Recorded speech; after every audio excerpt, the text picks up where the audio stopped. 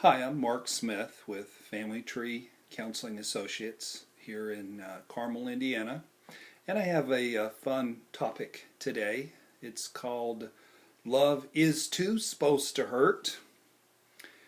I was in one of our therapy groups last week, and one of our group members said she had read a book by Christy Paul, who is a CNN newsline anchor, and the title of the book is Love's Not Supposed to Hurt. And when we went around the room in the group, I said I was thinking about writing a book called Love Is Supposed to Hurt. If you say that love isn't supposed to hurt, that love is supposed to be happy and easy and fun and not designed to be rigorous and painful, then you just do not understand the nature of love, because the true nature of love, unfortunately, is that love is Mother Nature's tool to force you to go back and work on unresolved issues from your childhood. That is the truth. So I had issue with the title. I had issue with the book. I'm sure that Christy Paul's approach helped her, and I'm sure it would help a lot of people, but it's just not based on factual clinical information. So I wanted to go over the paradigm that not only her book, but I think a lot of people in our culture view when there's an issue. In this particular situation, Christy was in a marriage that was verbally abusive. Her husband was a rager, and he was mean.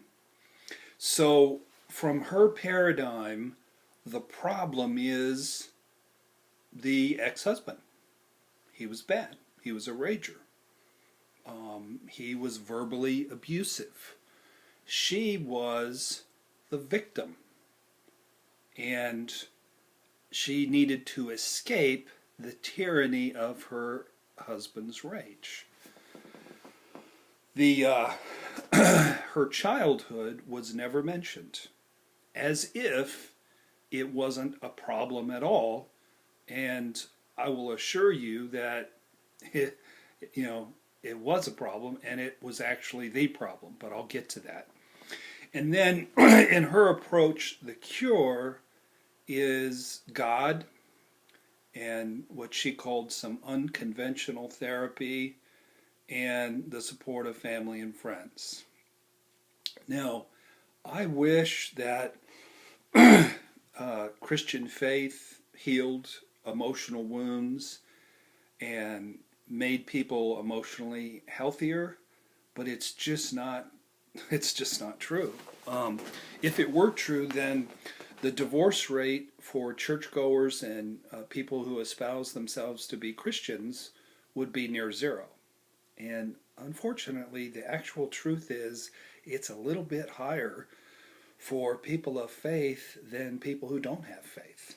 I mean, that's a fact. So your sincere Christian faith is just not going to erase the wounds of your childhood. In the Old Testament, the scripture says, the sins of the fathers will be visited upon the children and upon the children's children to the third and fourth generation. So the pain is going to roll downhill. Now, that isn't any kind of like curse, like if dad murders somebody, then one of his kids gets cancer. No.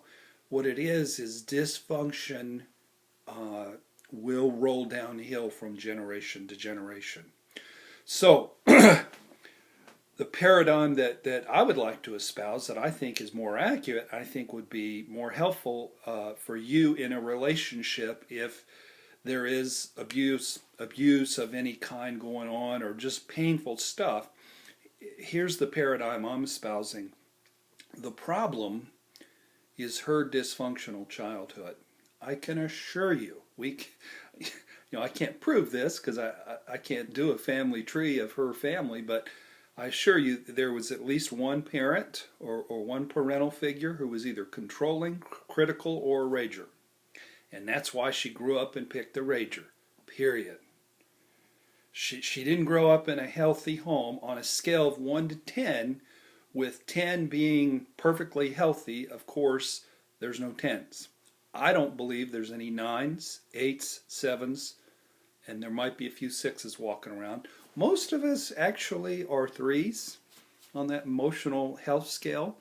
Everybody you know has a ton of issues and come from people who have tons of issues.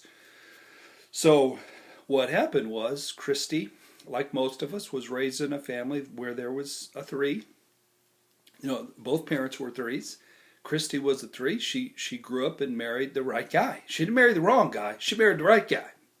She married a 3 so that she could work on having a voice and carving out her own individuality and dealing with somebody who's a critical or a rager, like she grew up with in her childhood. So, but what it appears she did was vilify him, run away from the pain of the marriage, cover over her pain with all the positives that she has in her life, covered it over with her faith, her success, her good looks, very good-looking, attractive woman, money, and then found husband number 2. And I can assure you that husband number 2 is maybe a 3.5. And Christy maybe has grown to a 3.5 with the work that she's done on herself, because she did do some good work, and that is she's not going to put up with control or rage, and she did have higher self-esteem. But in my estimation, she covered it over with all those psychological defenses or positive things in her life.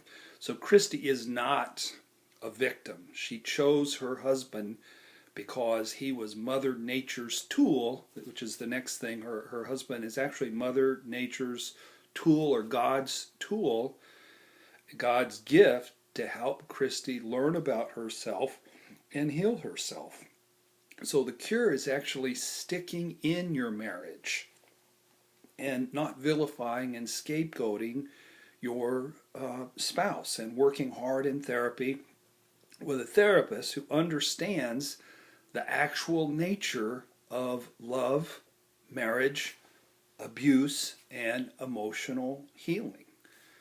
When people come in and they're presenting themselves as a victim, that as a therapist, my first order of business, my main order of business, is to challenge how they think and to shift the focus of what the problem is away from the spouse and then to the real problem, which is the family of origin. I don't think I've ever seen such a dramatic shift in paradigm as a couple that I saw a couple years ago. She came in ready to kill him. And I knew I only had one session because there was an appointment with an attorney already set up. So within 10 minutes of our first session, she had shifted from being critical and having no hope and having just utter disgust for the man to having a soft spirit, a non-judgmental spirit, and having a heart open to do the work. And she canceled the appointment with the attorney.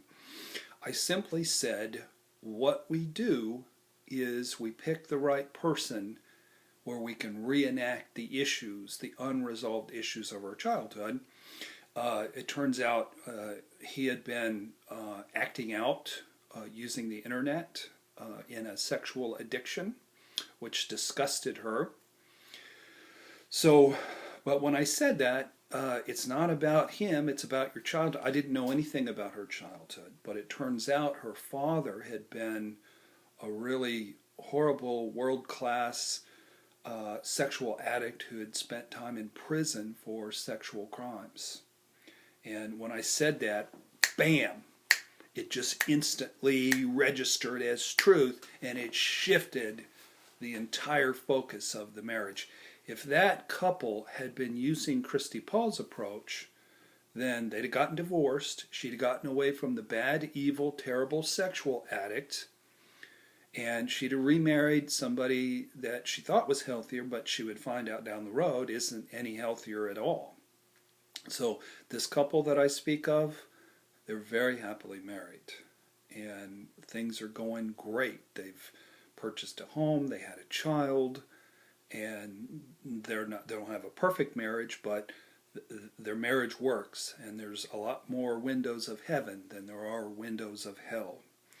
So again, using this approach, Christy Paul makes it sound like through her faith and getting rid of the bad guy, she found the good guy. Well, no, that's absolutely impossible.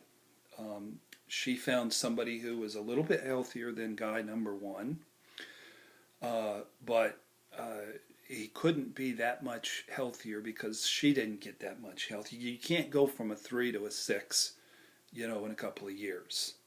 You go from 3 to 3.5, 3.75. So probably what she did was she picked the polar opposite. She didn't pick a rager. She probably picked a pretty passive fellow who doesn't have any rage at all. And then down the road, his codependency and conflict avoidance and lack of healthy anger will cause emotional distance in their marriage. When new people meet, you got anywhere from about 2 to about 7 years of grace where everything's fun and easy and wonderful, and it's not a problem. It's all good. So she will, down the road, have her second marriage blow up in one way, shape, or form, where there'll be just a lot of emotional distance and boredom. Maybe somebody will have an affair, or maybe one of them will become a workaholic, but there will be more windows of hell than there will be windows of heaven unless both of them do the work of healing. It's just a myth and just a misrepresentation of the truth. I'm not saying Christy did. I'm sure she's very sincere. She's just operating and walking in the light that she has. But love is too supposed to hurt. It's supposed to teach you and instruct you.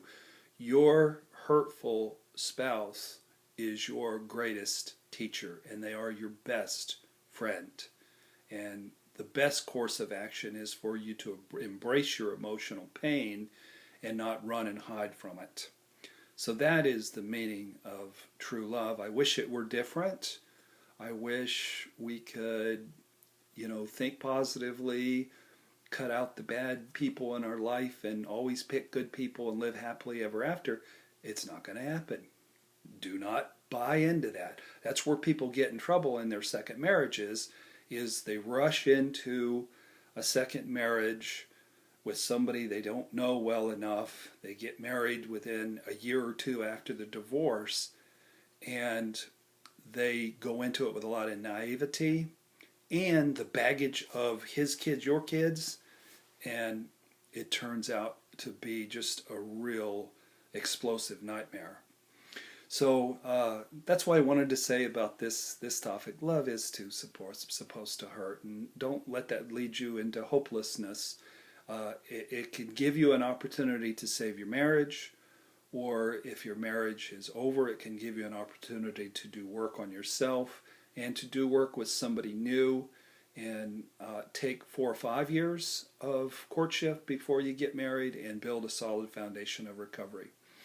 So I want to recommend to you folks some of my ebooks that I have for sale on our website, familytreecounseling.com. There's a book on abandonment.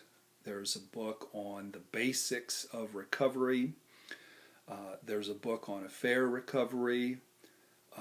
There's a book on what I've really been talking about today, and that is the secret power of the healing properties of marriage, how marriage itself is designed to heal your emotional issues. And then there's also a book about male counterdependency called A Punch in the Mouth from a Friend. So all those books are available on my website for various prices. Some of them are even available for free. So hope you've benefited from the video, and will embrace your own work in healing your childhood issues and in healing your marriage. God bless.